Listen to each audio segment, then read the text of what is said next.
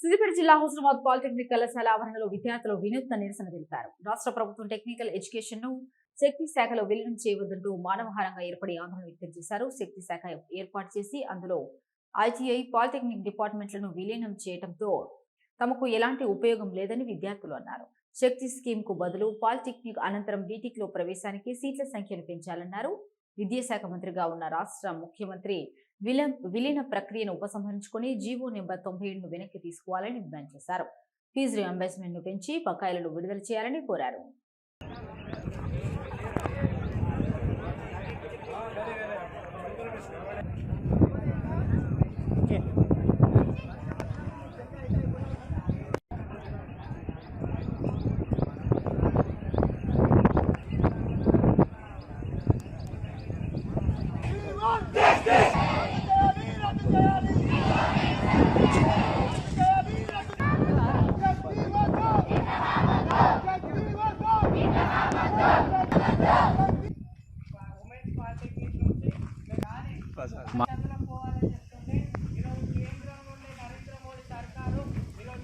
Government polytechnic Krishnabad నుంచి మాట్లాడుతున్నాం.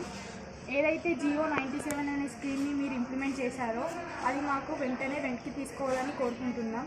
దానివల్ల మాకు ఎలాంటి ఉపయోగాలు లేవు కనుక మేము అది వద్దు అని అనుకుంటున్నాం. మీకు అన్నీ చేయాలని ఉంటే మాకు ఈసెట్ తర్వాత ప్రతి ఒక్క బీటెక్ కాలేజ్కి 2 సీట్స్ అవైలబుల్ ఉన్నాయి.